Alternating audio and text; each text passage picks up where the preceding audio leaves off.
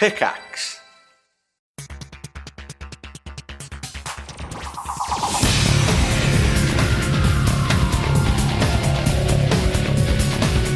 Hey y'all, it's time for Rolling Dice and Taking Names. In this episode, the guys review Angel Share, Soothsayers, and 1 Hour World War II. Plus, Marty rolls credits on Final Fantasy VII Remake. And it's time to get those mower blades sharpened. Hello and welcome to Rolling Dice and Taking Names. This is episode number 372, Laughter in the Rain. I'm Tony. Ooh, I hear laughter in the rain. Neil Sedaka. Absolutely. Of course, it has to be. 45 when I was a kid. Such a good song. Such a prolific songwriter. I forgot totally all about that song and Neil Sedaka. I'm surprised I even remembered the name. You know, another great one passed away. Oh, he did? You didn't know? He was alive. I did not, sir. So, okay.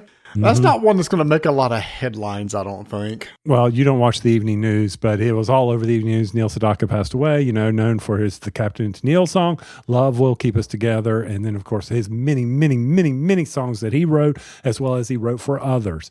I'm not going to try to repeat them all, but Love Will Keep Us Together and Laughter in the Rain, which, you know, we, like you said, song 45. I didn't know he wrote that for Captain Tennille. He also wrote The Lion Sleeps Tonight. Mm-hmm. I didn't realize that. He and Barry Manilow about the songwriting. Looking at the other hits, I don't know any others except those. So, Breaking Up is hard to do. It really is. Because Breaking Up. I do remember that one. Wow. Okay. There you go. So, yeah. He was in his mid 80s. I didn't pay attention to why he died. I didn't need to know. I just know that he passed away. And I said, song title. And a lot of the ones you don't know is because you didn't listen to the music. And I mean, that was the 60s, 70s type stuff. Yeah. And that would have been more, I mean, again, you did hear the hot ones. And the only reason why I knew those is because, good Lord, we're going back years. When I was a kid, my parents used to listen to, I cannot remember what station. Maybe it was a AM station around here called 1110. And there was a DJ named WBT. Was it Rockin' Ray? Yeah, Rockin' Ray. That would play hits from the 50s and 60s, which is what my mom and dad listened to. So on Sunday nights, they would put that on, which is where I heard these songs. So let me get this straight. You would be, you know, at your grandmother's, getting a little Lawrence Welk, a little Hee Haw, loading up back into the car, heading to the house. Your parents got Rockin' Ray on for some 60s, 50s, 60s music. There you go. And then you would crank up on your stereophonic RCA turntable, a little Laughter in the Rain with the 45 with the little disc in the middle so it could fall down. It wasn't that fancy. I didn't have the fancy one. We had to put the adapter on, the needle. Not the needle, but the stem, so that the 45 would fit over it, yeah. Oh, you couldn't afford the little disc that go into the 45, so you could, Because we're talking about this, I'm going to pull a segment that I put in the outro and pull it up here. Talking about retro stuff. I had said in the past, Gen Z is getting into buying albums. Well, people have been buying albums for a while, but Gen Z has been getting into buying cassettes and CDs. So I can understand maybe the albums for us. There is... Audiophiles will like albums because they're sometimes more pure, etc., whatever. But the CDs and cassettes resurgence, I never got. So I was in a used music store last week, looking around at some albums. There's one downtown Monroe I go to all the time, see what they got, buy an album or two. I did buy Boston's Don't Look Back. I realized I didn't have any Boston, and they had a good deal on an original there, so I did get that. There was two young ladies, one probably late teens, early 20s, and the other probably in middle school, going around looking at cassettes and CDs. And they were also flipping through albums. And I was standing beside them flipping over here. And the older one said, man, that woman looks exactly like a female version of Michael Jackson. So I cut my eyes to it and then looked up and looked at them and then looked back. And she said, does it not? And I went, that's Janet Jackson. That's the sister. I mean, and she said, really? I didn't know he had a sister. And I said, well, number one, kudos for the fact that you recognized who that is, but yes, Janet Jackson is the sister of Michael Jackson. So they were continually shopping around. I said, I'm sorry to bother you again. Old guy bothering old young girls. Don't be creeped out. But I've got to ask, what is the appeal with your generation buying CDs and cassettes? The older one said, I'm into music. My dad's into music. I just love coming here and discovering old music and something like that. I said, yes, but you could listen to that on Spotify, etc., right? And she said, yes, but she said, there's something about having something I can take and put into a player and hit play and just sit and listen to it. Wow. And the younger one said, yeah, I'm the same way. I just love the idea of being able to do something to listen to music and then just sit down and listen to it. I said, y'all, that is really cool to hear that you just want to do that. And the younger one said, yeah, it just gives me a chance to not look at the phone. Put the phone. I said, dang, I'm feeling good about the younger generation, Tony. It seems like they got their head screwed on right, trying to unplug, appreciating the older stuff, and just instead of having something that's just constantly at your fingertips, going through the motion of sitting and listening or enjoying art, and you would kind of just enjoy it more. And pretty soon there'll be, they already have the big headphones that can go over the ears like you and I had, but we had the long cords, of course. Theirs are Bluetooth. And they already have the beanbag chairs that you and I have where you would sink down in it and let the music just take you away. Oh, yeah. Did you get that one? Did you get that reference? Let the music just take you away? I did not. I did have a beanbag chair in my room. And yes, I did sit there and read album covers and CD covers as I sat there and listened to music. Anyway, so I was just wondering what the appeal. I thought I knew what the appeal was, but I wanted to hear it themselves. All right, so this transitions to an article that I sent you from the LA Times. Gen Z wants DVDs. So obviously, we can stream and stuff like that. Well, this same demographic, this same generation who enjoys physical music is now finding, the idea of renting a movie and bringing it back and watching it is really cool. They heard about it. They wanted to experience it. And in this article that I referenced, it talked about there's a couple brand new video rental stores in the LA area that are blowing up. People can come in, rent a movie for $3 on Blu-ray or DVD, take it home, watch it, bring it back, just like the old days. And the younger generations are eating it up, going in there, flipping through, trying to find something to get, take it home and watch it. I also read in that article where they also like the idea of subscriber fatigue, where they are just not, just give me something, stick in the machine, the Blu-ray, get the sound, the quality, not having any of the streaming hiccups or anything like that. It just plays straight, and I don't have to worry about it. No commercials, no nothing. So it's just, hey, here you go. Boom. I can now sit down and watch a movie uninterrupted and enjoy it in beautiful Blu-ray. Yeah. Well, I mean, and it is true. Watching something in Blu-ray is going to be a better fidelity than any kind of streaming you can get. That's just science. That's just how it works. And in the article, so they also mentioned that DVD sales have been falling in 2022 and 23. They dropped 20%. But in 2025, it only dropped 9%. Still a drop, but not as drastic. And one of the big companies that makes Blu-ray, have you ever heard of the Criterion Collection?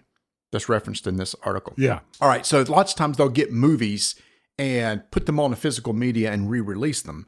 And they said that their business it has been absolutely booming. Quote, significant year-over-year increases in their sales. In fact, they just posted one the other day. I was surprised this is going to be in there. K-pop Demon Hunters is coming to the Criterion Collection. So I've never heard of a streaming movie going this route.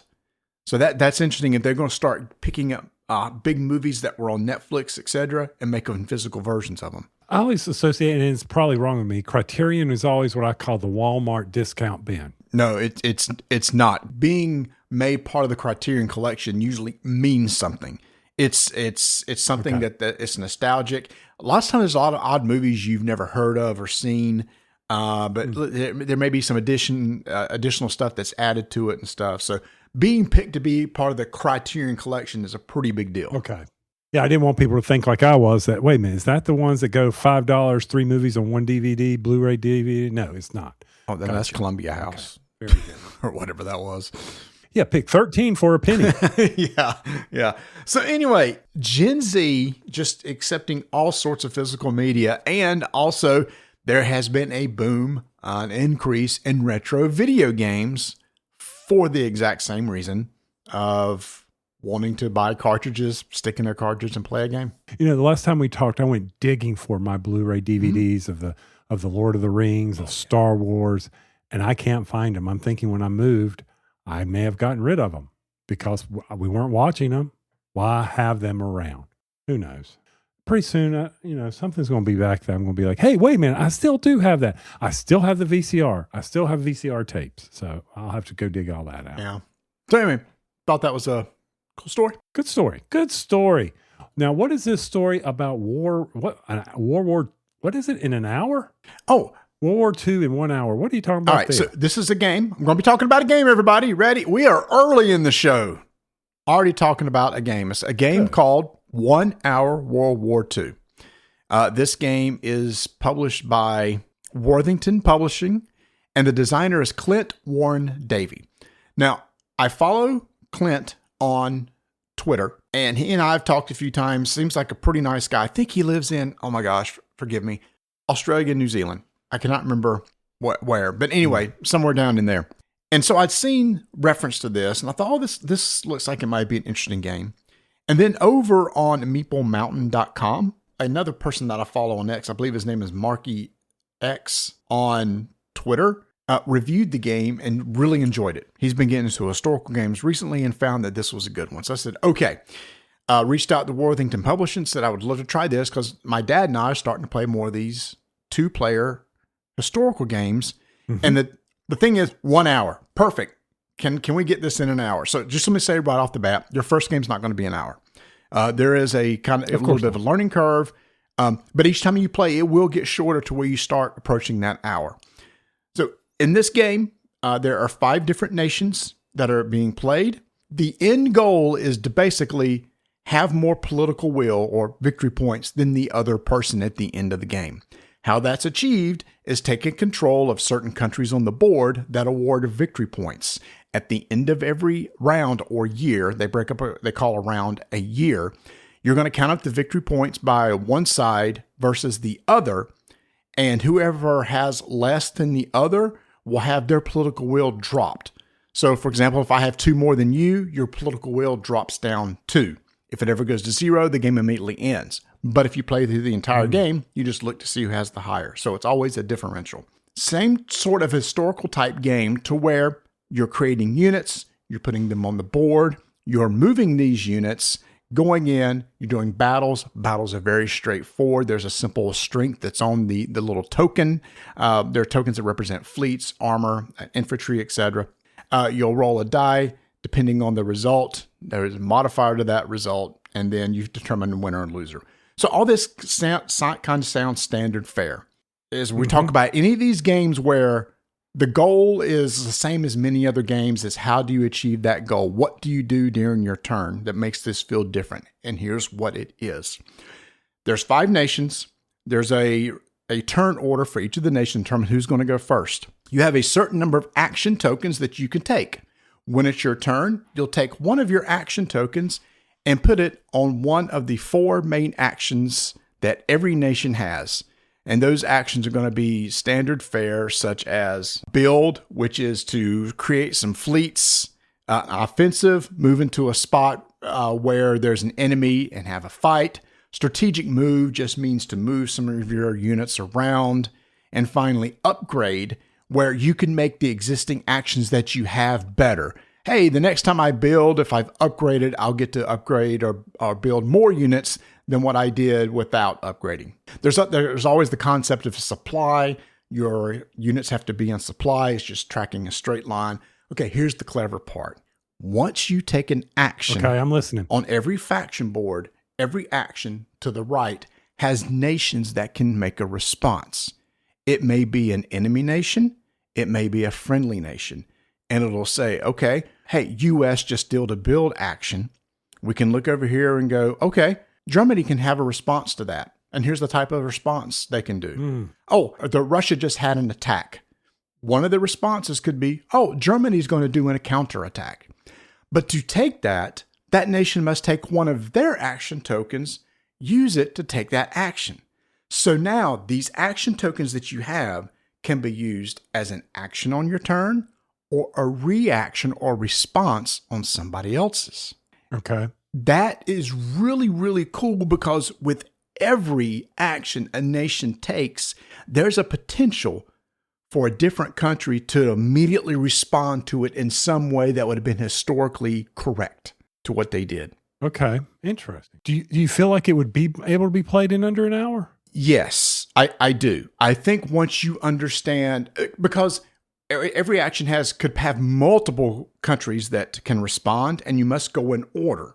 Now, when playing two-player like we did, it's Axis versus allies. So one person has two countries, like Japan and Germany, where the allies had the other ally, UK, America, and Russia. Again, and in order, there's an order to response for that each of the countries take. So it gives you an interesting decision because it's like, man, I could take a response right now, but if I use this action marker, this is my last one this round. And if it comes to me and it's my nation's turn to act and I don't have a marker, I have to pass. So that action marker becomes a resource that can be used to create an action or create a response. And it's managing of those action tokens that just really makes this game feel really cool. And what I would love to do, if we could get 5 people, it would be epic to have 5 people, one play each nation, 3 are together against the other 2. So it's fully co-op. It's the 3 against the other 2. But the things, man, it's like, I'm going to take an action. And then one of my friends or one of my allies could go, ooh, man, should I take the response? And then we work together. It's like, well, maybe you shouldn't take the response for this one. Maybe instead you ought to take this other action because it's going to be your turn next, sort of deal. Maybe with 5 players getting in an hour could be tough because a lot of communication would be going on. But I think that dynamic and the player interaction would be really cool to experience. Oh, I think so too. I mean, we've played a lot of these games recently. You know, we just played Wunderwaffen, Race to Berlin, and I can't remember the other one where we were playing the cards, the Quartermaster General. That's wrong. Oh man, why is it escaping me? I could look it up, but it was where we had the various allies and we were all playing various cards and controlling the lands. So this sounds like a very something that we've been enjoying recently, no doubt. Right. And all those games that you just mentioned, it has a lot of the same stuff. I'm getting units on the board. I'm moving units. We're battling to fight control of areas. But the actions that you take to do so in this game feels different than anything that we've done before. And it's literally, I'm going to take a token and I'm going to take an action. It's the response part that that blew my mind. It's like, this is amazing. So as the player, just my turn, I'm looking at the responses my opponent could take. And I may not want them to have that option to take that response, which may means I'm not going to take that action. Instead, I'm going to take a different action so that they can't respond to that in this way. Man, it sounds a lot like what we were enjoying with the Wunderwaffen. I really need this, but I don't want to give them this other option. Exactly. Now, of course, the difference is that is semi-co-op, where the 3 that are working together, there's only one winner. Here, you would all win together. All right. Well, maybe we can. Maybe we can figure out a time to get this going, sit down, play it, get 5 of us out there because we all enjoy those types of games. And it doesn't sound that difficult to learn. It's not. It's really just understanding what the actions and the responses are. The rule book itself, after the setup, we're talking, it starts on page 4, ends on page 11. So for an historical game, that's not bad. And has plenty of examples. No, that's not bad at all. So again, that's 1 Hour World War II from Worthington Publishing and designed by Clint Warren Davey, who is also working on a new game, like a Reformation game. It's some sort of historical religious game that looked really cool that I've been following that I may back to when it comes out. So speaking of, we continue down our war history and things like that. You mentioned in our last episode about going to Camden for GMT to celebrate the 250th anniversary of the United States. Yes. So I hope people have been looking into that. Well, just recently, Don and I took a little trip down to the Riceville Beach, which is near Wilmington, North Carolina. Little did I know that this past weekend, when it was February 27th, 28th, that the First in Freedom Celebrating America, North Carolina, that is having a huge festival as well.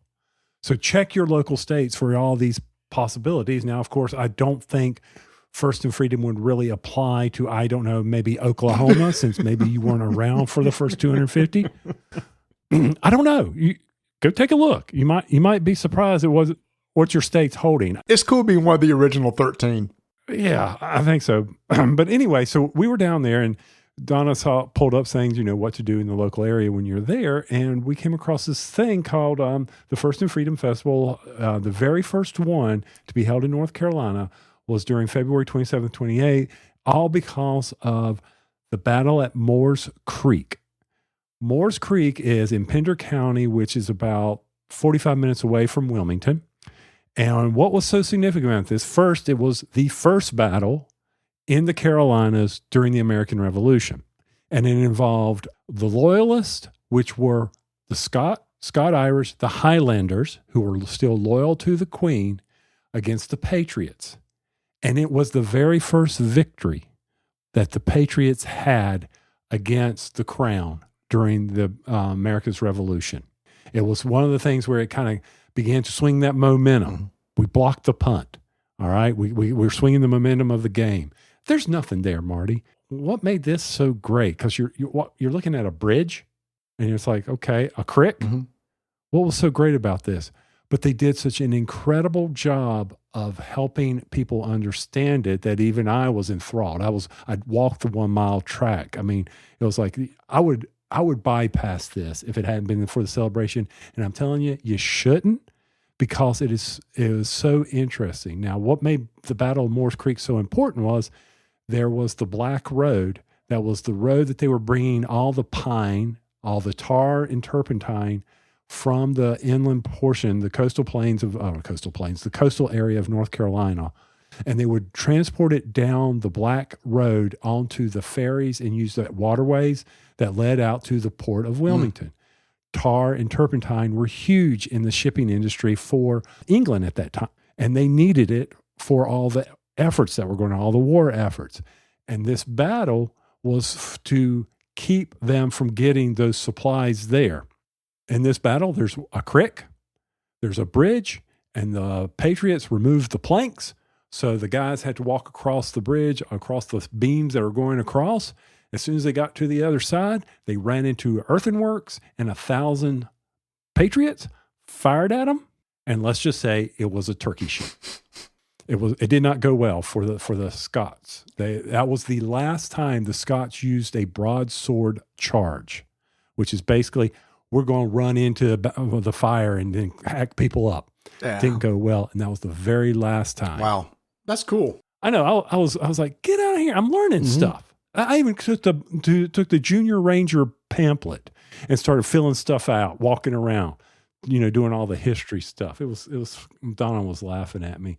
But the biggest thing I found was the other thing that they captured, besides the wagons, the muskets, the swords, and everything. They got 16,000 pounds sterling from when they attacked them, which equates to over $18 million today. Wow. So anyway, First in Freedom, it's all these events that are going. I'm showing Marty a pamphlet that I got. You go to all these historical sites here in North Carolina. I wish you would have gotten me one, because Vanessa gets into this stuff. Go online and you can look at them. My favorite is, it was so sad. You walk up, spin the wheel, and they'd ask you a question. You answer it. You got a T-shirt. People didn't know their history, but that's okay. Did you get a T-shirt? They still got a T-shirt. You got still. Oh yeah. Oh. Pfft. What's the T-shirt? Please. What's on it? It says America's 200. Basically, it's the emblem that we have here. Celebrating America's 200th in North Carolina. So there's going to be. I'll just go online for all the various events. I mean, you can go to. A lot of it's going to be down near the coastal plains and all, but there should be some up in Guilford County, because of the battle that occurred there and at Kings Mountain. Kings Mountain's really close to it. Well, really close to you. So yeah, so just once again, we educate here at Rolling Dice and Taking Names. Not only do we provide entertainment, we educate. How about we educate on some of the games we just played?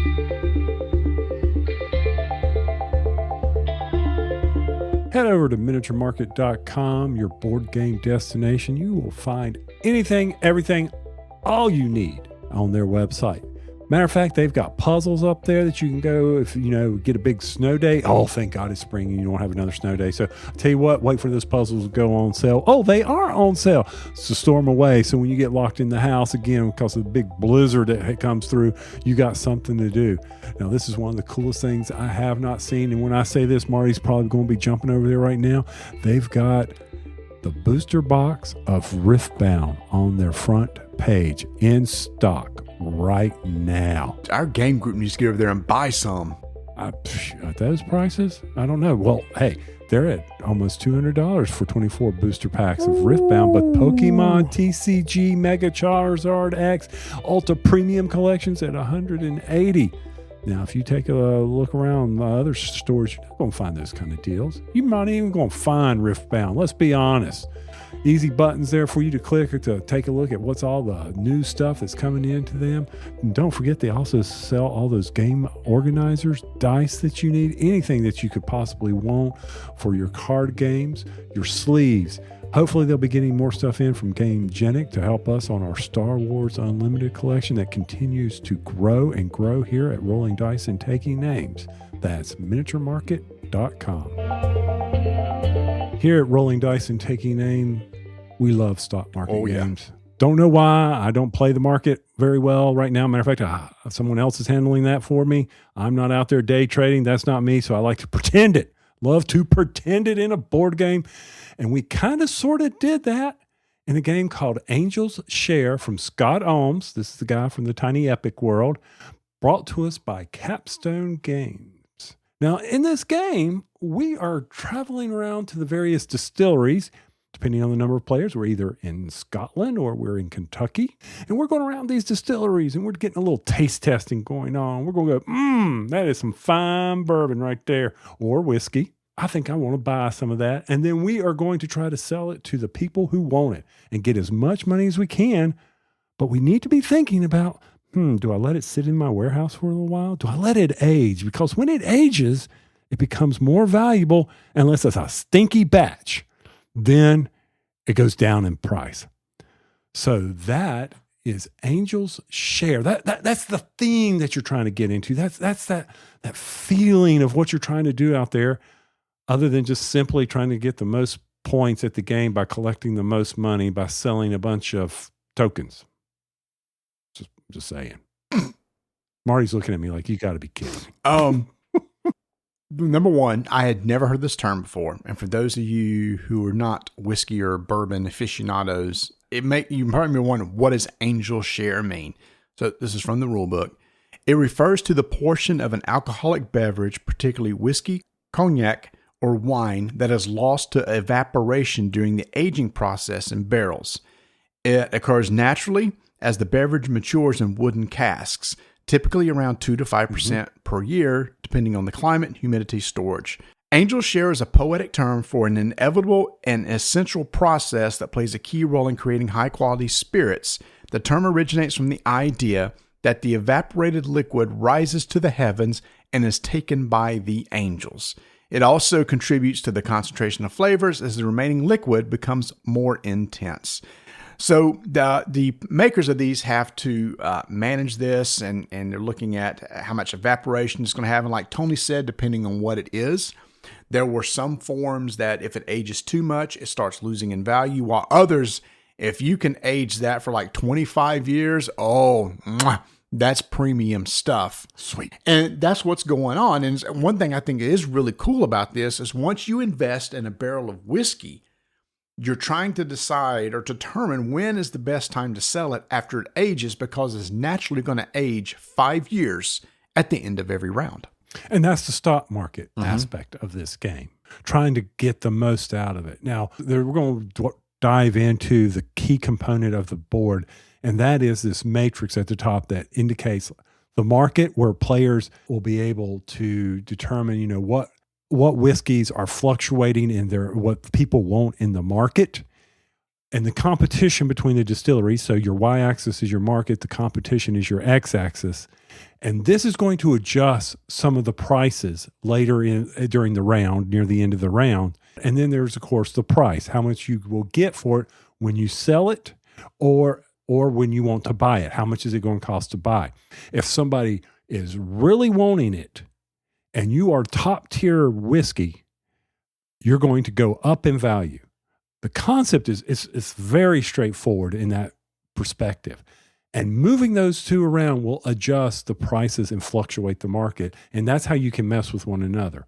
Now, on your turn, you start your turn off. You're going to, not in the first round, of course, but you have the option to sell your whiskey. You're allowed to have up to 5 barrels of whiskey in your storehouse. You can sell as much as you want at the price it currently is. Then you will take your pawn and move him to a new distillery. There's a mandatory action you take at that distillery. Then you may buy a barrel from that distillery that you're currently at. You place the card down, face down, which is for that distillery, which will be displayed later or turned over later at the end of the round. And you draw a card to replace that in your hand. So your hand always has the various distilleries that are on the board. You always have one card for every distillery in your hand. Yes. Right. So once you get everybody going through that process, sell barrels, move your guy, take an action, buy a barrel if you want. You don't always have to sell unless it's aged out. But sell, optional, move your pawn, must, take an action, mandatory, buy a barrel, place a card, draw a card. Straightforward, man. I mean, shoot, that was easy to teach. Yeah. And that's the thing. So the player actions, and Scott Alms does an amazing job of creating these simple games. We talk, he did like Tony said, the Tiny Epic series. So he can create these really cool games with simple ideas. And that's what this is. The crux of this game is really understanding how this reputation matrix that we talked about, that market competition. Your goal is whatever whiskey you have, you want the token for that distillery, for that barrel that you have, to be as high on the market track as possible and as far to the right on the competition track as possible. Those are the best situations. The worst is if it's at the very bottom and all the way to the left. Don't buy barrels there, which I learned. It's like, oh, I'll buy the cheap barrel, thinking it will go up. But the problem is, as part of your player actions is, you want to drive the competition for what you've invested in, or the market for that to go up.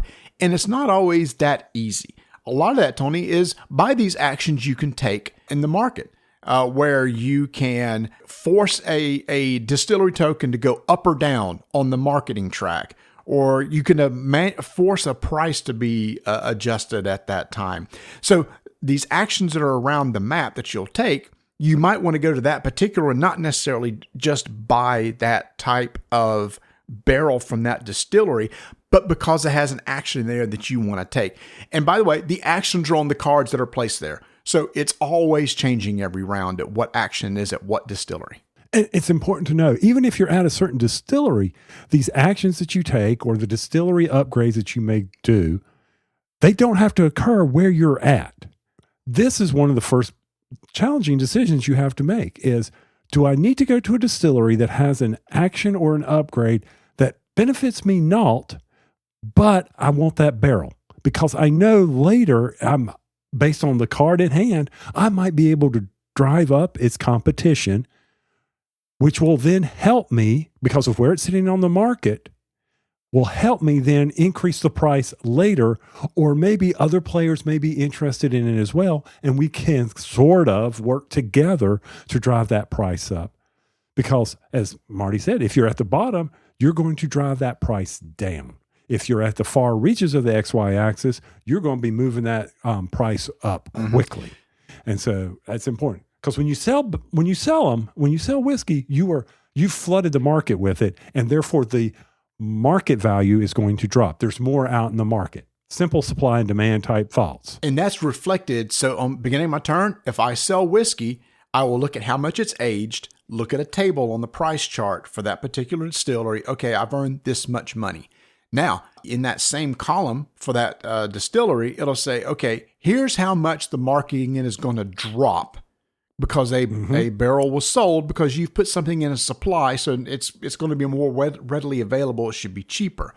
The better the whiskey, the more it will drop. So let's say, for example, I sell one and I look, it's like, oh, the market token drops by 4. I take the token where it is on the current market track, drop it 4, and everything else above it slides up 1. So as one thing goes down, everything else above it will go up. But does that do anything else from at that time on the board? No, you're just beginning to adjust those markets. And it's important to see, okay, what just moved up? Before my turn, Marty just sold a bunch of stuff. He did his action and he drove down this distillery. And we had our own names for our distilleries there. There are various names on the board, but he drove it down. All right. Oh, wait. He just pushed up something that now makes it so that if at the end of the round, if I look at where it is on the competition track, it will drive that market price up. That price up. So I need to take that into account because maybe in my hand for that distillery, I have a competition price that says, ooh, when this gets flipped over, it's going to be on the competitor's far end of the spectrum. It's going to definitely jump up if I go there and put that card face down. That's the game you're playing there is, oh, somebody just moved it up. Do I have a card and that distillery hasn't been visited yet? Maybe I'll go there and put a very high card there so that when it's flipped over and I compare it to the rest of the distilleries, it ends up on the far right of the competition track. Yeah. And so what happens is everybody takes your action. What Tony just said happens. All the cards that were face down are turned face up. And then you're going to rank all the distilleries based on that competition value. The higher the value, great. It's going to end up more to the right. The lower, it's going to go to the left. And you just literally rearrange them every single round based on the ranking of those cards. As you're playing the game, you can effectively change the competition by playing a high number at this point in hopes that it's going to end up more towards the right side of that axis. Because once that's done, here's where you have to look at where the current marketing is for your distillery with where the competition token is, and then go over one row, up a column, and where they intersect, it will have a value. It will be a positive value, 0, or negative. Those values tell you how much you're going to move the marker on the price board. So if it has a positive 2, I take the marker for that distillery, move it up 2 on the price chart. Hey, it just drove up the price. It could be -3. Oh, great. I bought this. And now, because of where it ended up, the price now drops down 3, which means my return on my investment is going to suck. And I experienced that a lot when we played the game. I had a lot of non-return on investment, negative return on investment in this game. There you go. It is affecting the market through selling. It's affecting the market through these actions that you can take on the cards. It's affecting the competition by the actual card that you're playing. And then all that will eventually work together to adjust the price. There's another one we talked about adjusting, upgrading the various distilleries. It's about adjusting the market. There's also these event tokens that you can get that you can place out because you play this over 10 rounds. And at the end of each round, the barrels will age. So you remove all the barrels will age, and you can do that. And how that's done is right when you buy a barrel, you get 5 black cubes to put on your card. And at the end of each round, you just remove a cube, which represents 5 years of aging. Easy to track. But some of these events, and by the way, on the even number years, the warehouse don't keep itself straight. You got to pay some people. You got to pay the man.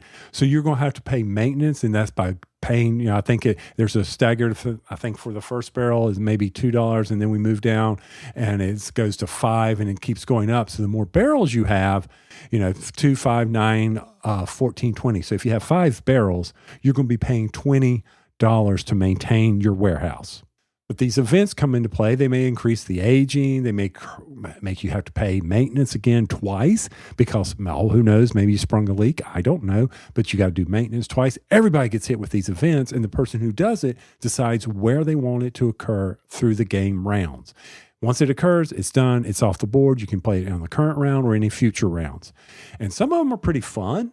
Like there was one where you have double aging. One of them was adjust the price track twice. Double aging is great for everybody except for the guy that owned the barrel, that the double aging forced the value of my barrel to go from $10 to $0. Zero. Ooh, that sucked. I had 2 of these barrels, y'all. And when that double aging came out and Tony put it in that round, I had a few choice words because basically I had spent money and I can't remember how much I spent. And basically I'm going to get nothing. The only way that I could get anything out of these barrels is to force the competition for these barrels to go up or the market to go up for them. And I didn't have enough time to game to do either. So I got squat out of both of them. I did not do that because I needed them to double age so that I knew near the end that they were coming up. I did not pay attention to what you had in your warehouse. I know. It wasn't on purpose. It wasn't on purpose. Double aging is usually, but double aging is usually good. For most of the barrels, double aging is good because the higher the value, depending on where it is, some of them it is better to sell about 15 years into the life, but a lot of them are, if you get to 2025, you're making buck. I mean, overall, when we were sitting there playing this, we were all scratching our heads on it because stock market games, you can pretty well understand how you want to manipulate the tracks, know what you're going to do. But one thing that stood out to all of us was, wow, these competition cards that people are putting out or what you were getting could be very random because, but that's what that is. That provides the randomness of this game. And if you don't like that type of randomness, it may stick in your craw a little bit about there. It may not go down smoothly. You may be getting that stank that Marty produced. I don't know what you're going to do with that, but you've got to sit there and say, hey, how do I force the competition? And sometimes it's taken out of your hand. I played this great card, but somebody else has beaten me. And now where I thought my whiskey was going to go up in value, it's now in the middle of the pack. And when I evaluate it, it's going to drop in price. This sucks. I don't like this. Yeah. So you have to weigh that with this game. Yeah, and also the random event tokens that pop up. Basically, that's just one of the actions on one of the cards. You go there, you got to take that action. All these event tokens are face down. You randomly pull one. On my very last turn, the 10th round, I pulled one which said barrels don't age round or age one less. Mm-hmm. That screwed a lot of people sitting at the table because what happened was the person who went first bought a barrel, assuming that at the end of the 10th round, you can age a barrel, and once the game is over, you sell whatever stock you have. So he bought this thinking, okay, well, cool. I'll at least get the 5-year aging price out of this when I sell it. Because of this random token, he got 0. Nothing. Nada. And that happened to a couple of you guys, Tony, that you had some stock that either didn't age at all or just didn't age as much as you hoped it was going to in that final round. And it was just random. Right.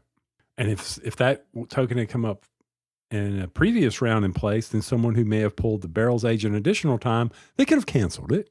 But then again, that's part of this game. Mm-hmm. I mean, I think we've gone pretty well in detail. I mean, at the end of round 10, the final sales occur. Everybody can sell off their barrels. They've got some maintenance to do. And then whoever has the most money wins this game. And that's pretty much, there's no counting up. If you've got 3 extra barrels with this types of aging, you got none of this resource stuff. Hey, whoever's got the most money wins. Straightforward. That. Which I typically like in these style of games. Just make the most money you can. So it took a little while for everybody at the table to understand how this matrix works between the marketing and the competition, and then seeing what you can do to modify, either potentially hurt somebody else, or more than likely just trying to help yourself, especially once you have a barrel in hand. Especially when you put in a competition card and you put down, if you just got low numbers, it's like, Tony, what do you do? If all your competition cards are low, there is one of the actions is to discard 3 cards, draw 3 to try to get higher numbers. But sometimes you're just situations, it's like, I'm going to play a low competition number and know that the price of this barrel is going to suffer. And there's just really not a lot I can do to stop that. Mm-hmm. So, that's right. So it is odd in that in an economic game where you feel like you can tangibly affect the market through specific actions, these little random things threw wrenches. I enjoyed how the Matrix works and everything, but it was like, man, that really sucked that event just came at that time. Yeah, I agree. That was terrible. That's it. You can't plan for that. Best laid plans could be ruined by one flip of a token. Right. One thing I will say about playing the low number competition cards at the distilleries, that will determine turn order for the next round. So maybe you go to a distillery with no intention to buy there and say, you know what? I really need to jack up my turn order. I need to be first so that I can go somewhere where I do want to buy and have a higher number competition card to play, which will then help me when I buy the barrel, which in future rounds will possibly, unless some ninny comes in behind me and jacks the price back down, that can always happen. But that is one of the pieces of strategy you have to think about. How do I adjust so that I go first next round? And that's how you do it. I might be hurting Marty when I play that low competition number and drive that one way down. Hey, it's a tough world out there in the whiskey business, you know? Yeah, I think it's a very clever game. It feels like a Scott Ohms game, having played a lot of his games where he could take something that typically is very complicated and kind of boil it down to just some simple actions.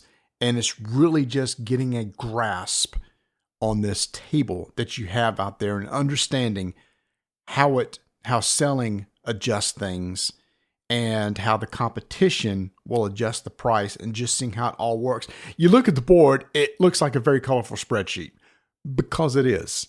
It 100%, the price table is a spreadsheet. The matrix, a spreadsheet. So,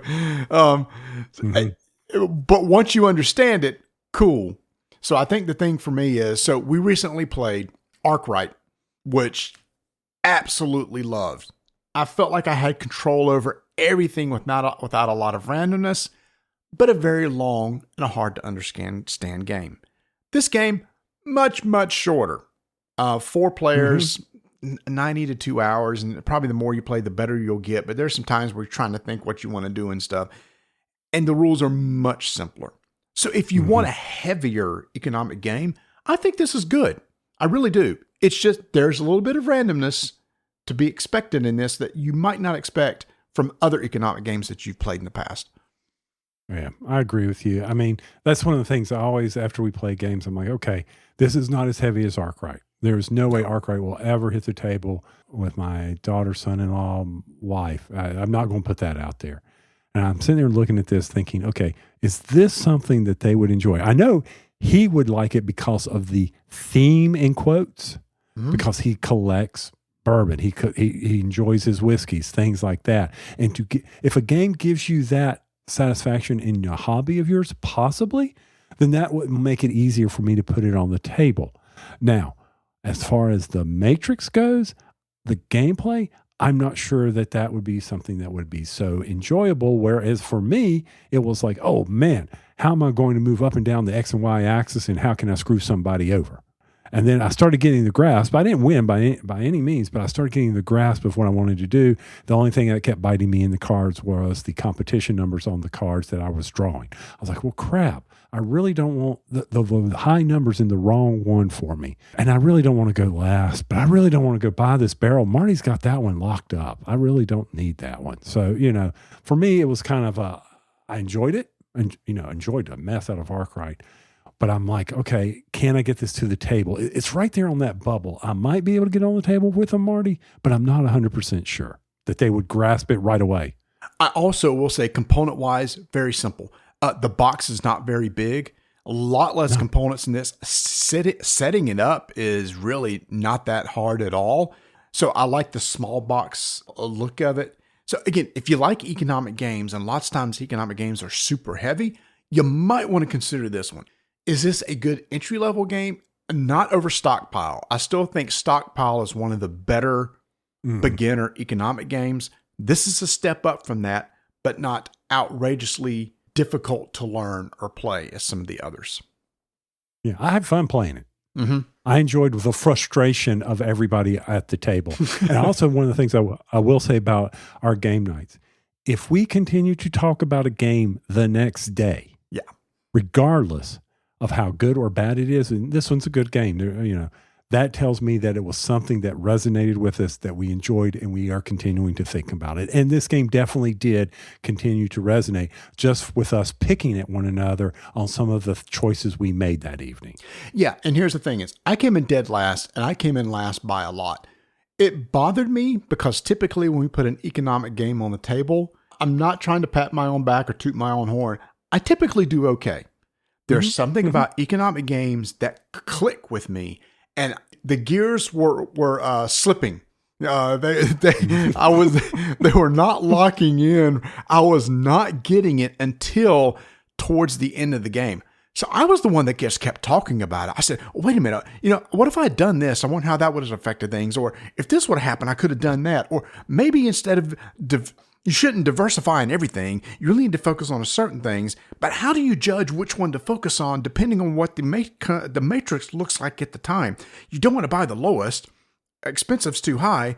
If you buy the stuff in the middle, you got to worry about going down, but it could possibly go up. So that's what the continued conversation elevated the game for me, like you said, once we left the table. Yeah. I'm with you right there. I know I've said this, but you can have up to 5 barrels. That's one of the things I liked about it. In some stock games, you can just keep buying the stocks or keep flooding the market or whatever. Here, you can't do that because you've got to be cautious of that maintenance, because there is a chance that if you can't pay the maintenance, you may take a loan. And then when you take a loan, you don't get to pay it back until the end, where you got to pay it back in $20. Yeah. You got to put your 20 on the table, and that hurts. Yeah. So you've got to be very cautious with that. It's a $12 loan that you'll pay back at the end with $20, and there's no way to get around it. Let's do some quick math on that and figure out that's a big usury fee. That's almost credit card level right there.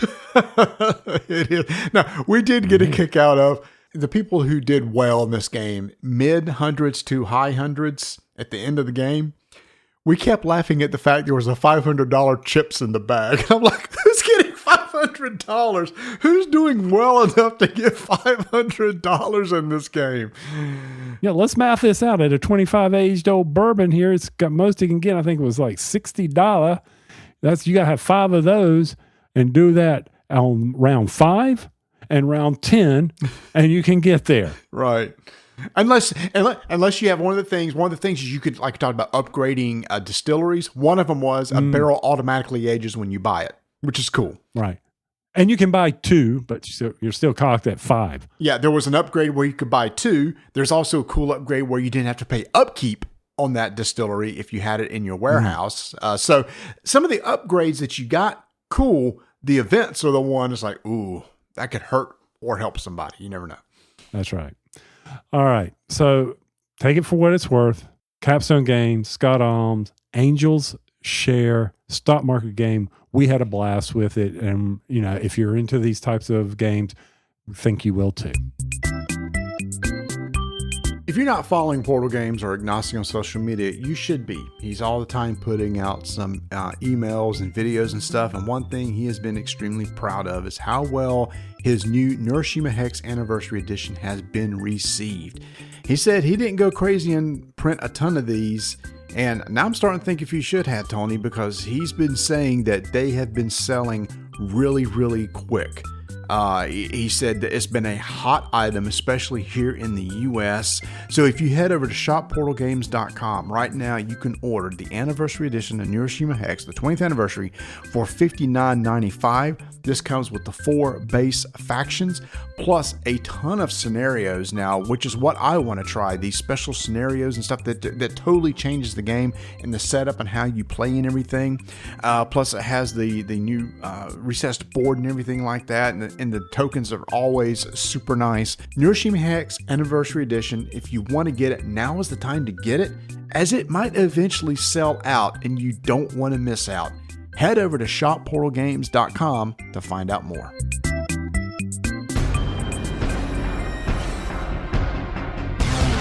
Five-minute initiative begins in 3, 2, 1. Soothsayers from Play to Z Games and designer Jeff Grissenthwaite. Tony, anytime I hear there's a game that comes out where somebody takes an action and you potentially take a follow action, like in one of our favorite games, Puerto Rico, I'm interested. So when I heard that's what this was, I said, all right, I got to try this out. So we got it to the table, and it's exactly as I said. Everybody has a set of 4 cards, and there's 4 basic actions on these cards.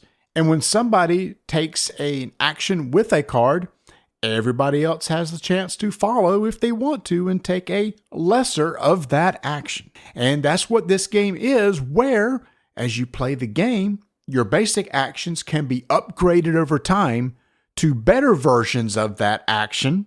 And even more so, the name is Soothsayer because we have some tarot cards in here. By the way, art in this, really, really cool.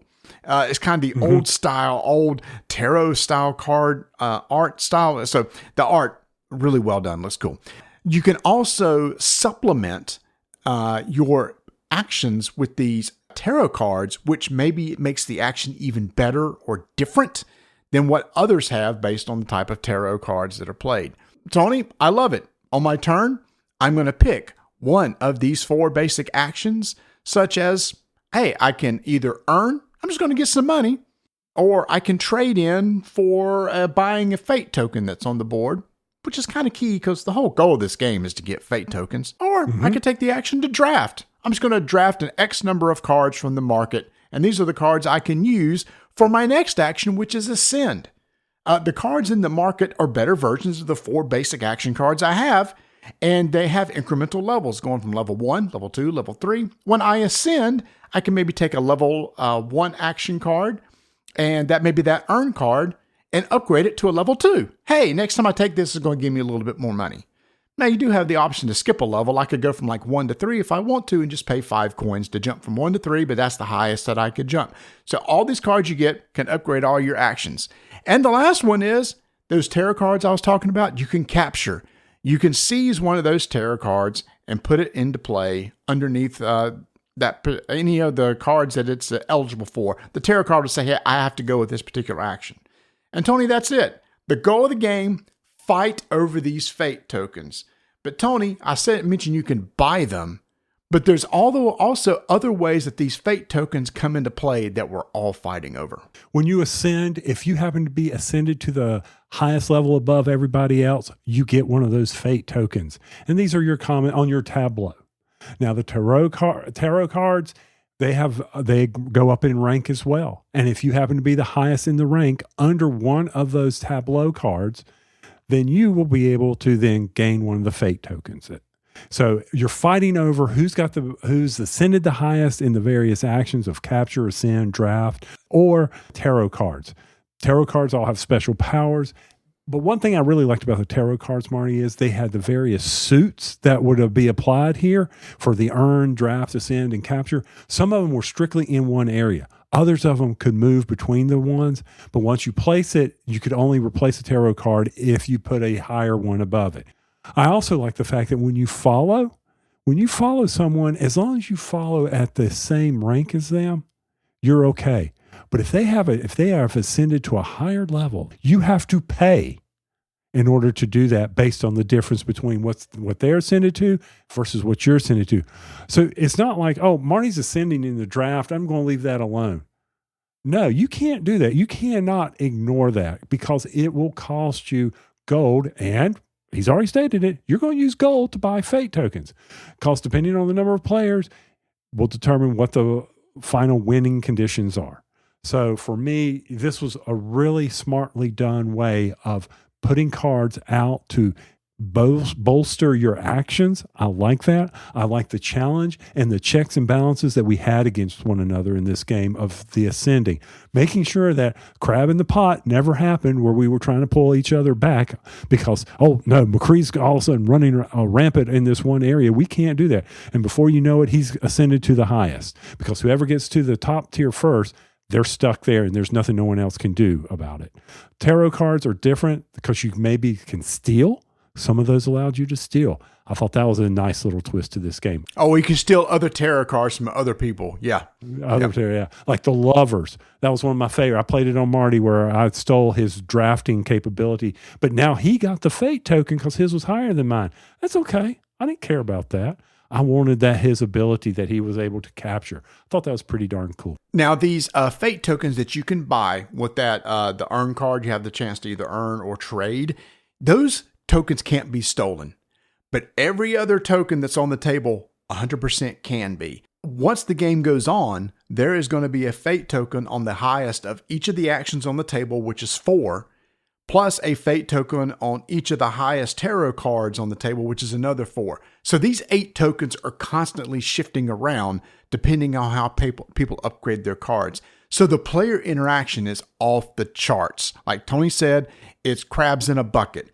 As somebody starts in a 3-player game, if somebody gets to 6 tokens, game just ends. Tony's sitting at 5. Bert and I are going, we need to steal one of his fate tokens. Is there any way that either of us can ascend above one of his current levels on one of his basic actions so we can steal that one from him? And so you do that sort of thing. And I've always enjoyed games like that. And that's one of the strategies in there. I'm sitting there looking at it like, oh, I've got the lead on the ascending here. That's fine. To protect that, I'm going to draft and pull those cards that can go to the top. I don't need them. But this is something else I liked in the game. I can then use those cards when I want to capture one of the tarot cards. I can use those cards to help me pay for those cards. And any difference, I have to pay in money. I like that. Here, I just bought these useless cards. I really don't need them. Oh, but I can use them to pay for the tarot and doing the capture. That will, I thought that was really nice. Yeah. And also, when Tony mentioned earlier, it's like, oh, well, if I want to follow somebody, but they're a higher action than what I have to pay the difference in gold, you don't have to follow. If you want to, you can pass. You look back at your earn card, and there's going to be a pass value at the bottom. Whatever the pass value is, you just get that in money. So every time you pass, you're going to be getting a little bit of gold. But as you ascend or upgrade that earn card, passing will earn you more each time you pass than what the basic level 1 would. So you're never out anything if you can't follow. Now, this game plays 2 to 5. I was looking at the 2-player rules. I don't think it would be as much fun because that's just basically slap each other in the face all the time. You know, hey, I'm going to steal this, steal this, steal.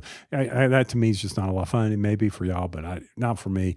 I think, 3, 4, 5, this game will be, top notch. I do think that at the higher player levels, especially at 5, you're going to get to a point of maybe this is dragging on a little too long as everybody tries to beat each other back. Well, that's another thing I appreciate about that center card where you can buy those fate tokens because over the course of the game, there's 5 that can be bought. And Tony, you had a good strategy.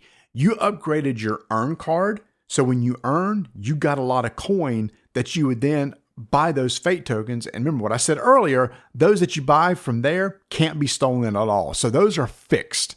So if you get a few of those, you only need a few others in order to trigger the win condition. So yeah, big thumbs up for me from on this game. Marty?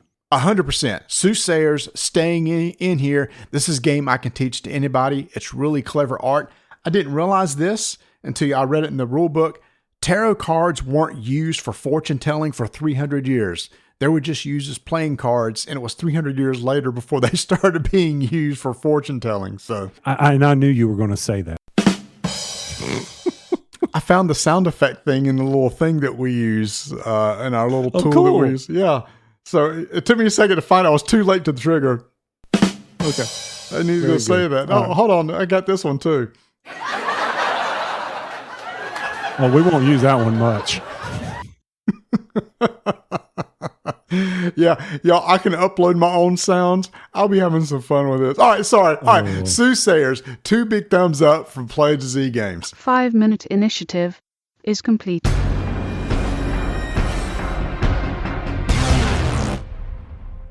Do you have any interest in getting the 3rd generation Pokemon and playing with basically the remakes of the blue and red and trading some Pokemon when together at game night?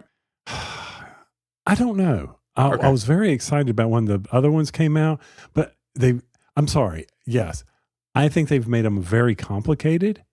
So going back to the original, but slogging through and leveling stuff up again, I think I'm past that. It was cute when it first came out. Crap, man. I was excited. I was like, oh, it's $20, but it could be fun. I didn't play this generation. So I didn't play, what is it called? Leaf Green and Fire Red. So I didn't play those because I knew they were just remakes of the ones we did play. So I skipped it. But those, the first ones, whew, they were tough. So I'd be curious to see what the improvements were with these remakes, if they made it easier to get through the caves. Oh, the cave. Oh, the cave. Oh. Squeak, squeak, beep, beep, beep, beep, squeak. The Zubats, and then man. you had to get the Pokemon that did light or something. Oh. I still got my reference sheets, laminated reference sheets. Man. But I've gotten over the day of wanting to catch them all for a lot of stuff. Yeah. So I might consider for $20. Yeah, I may consider that. That's pretty good. You just let me know. In the meantime, I mentioned this a few episodes ago. I started playing Final Fantasy VII Remake. Credits rolled before we started recording. Took me 37 hours to finish. This is a game that is broken up into 3 parts. So each one is going to take 35 to 40 hours. So maybe I just should have played the original from like over 20 years ago, which, let's see, did you know there's a website called How Long to Beat that will tell you the average time to beat games? Mm-hmm. So Final Fantasy VII, the original took 36 hours to beat. So if I'd have played the original, I would have finished the whole game. That's hilarious. Wow, that's funny. Now it's a really good job. I now get it. Final Fantasy VII is one of the iconic, it's like, how have you not played that game sort of deal? How do you not know who these characters are?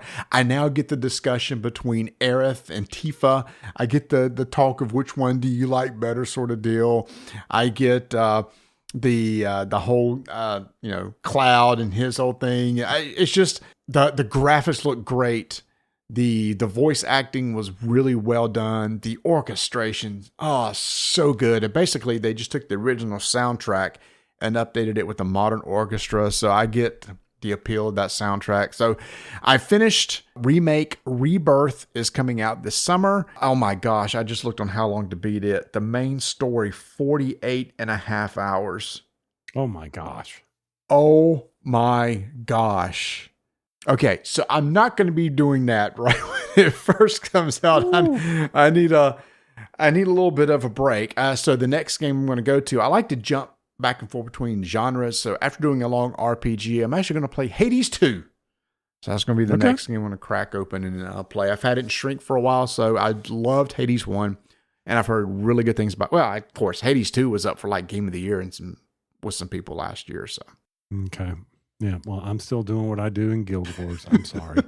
15 minutes a night, get my dailies, do the weeklies over the thing. I did finally complete Path of Fire, all the masteries, so I can upgrade all my mounts. So I'm done with that. Just got to get the XP on that. And then, they're doing, one of the things I will give Guild Wars is their ability to draw you back into things that have already been complete and help new players.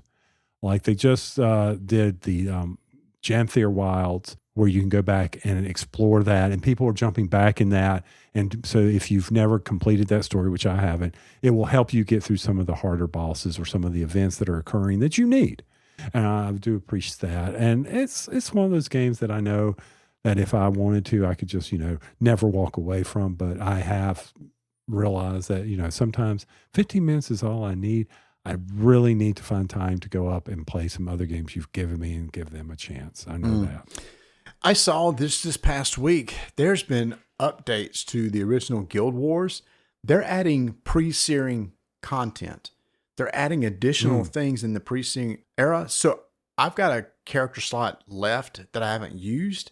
I think I'm going to go create a pre-searing character and go see what some of the new content is.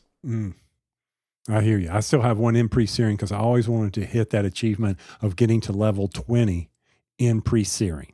The thing is, though, is when you create a character, you have to create a special character that allows you to do the new content, or it's the regular content. Really? If it's the new content, you get a bonus, a 5% bonus in income and level so that you can get through this new content. And then, of course, there's the hardcore mode now. Not for me. No way. I actually started going, I found the character that I played in Factions, and I'm trying to work and finish Factions. I finished everything else except Factions, so I'd like to complete that at some point in time. Yeah, I never finished Factions either. So, yeah, I'm with you on that. All right, that's video game roundup. And with that, keep rolling dice. One more. Oh. The grass is starting to grow. Just saw it out here today. It won't be long. I know. We'll be cutting some grass. I got to go trim some trees. A freaking deer. They basically stripped the bark off of one of my young trees. Yeah. And it's dead now. It won't grow. They got to get scratch the head to get those horns out, man.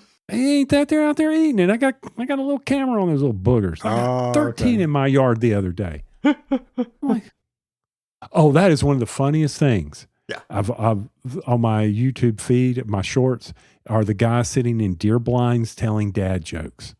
This just pop. I need to see that. You need to send me a link to that. Yeah, I was actually out with my dad today. He's talking about, and I said, "Man, I need to get my need to sharpen the blades."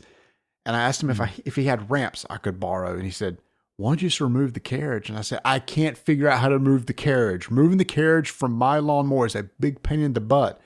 He said, "Well, why don't you just call one of those mobile services?" I said, "What is this you speak of?" He said, "Yeah, I had a mobile service come out here. They took the blades off, sharpened them right here, changed the fluids." I went, "Excuse me? This is a business?" And he went, "Yeah." And he gave it to me. Dude, I am totally using this business.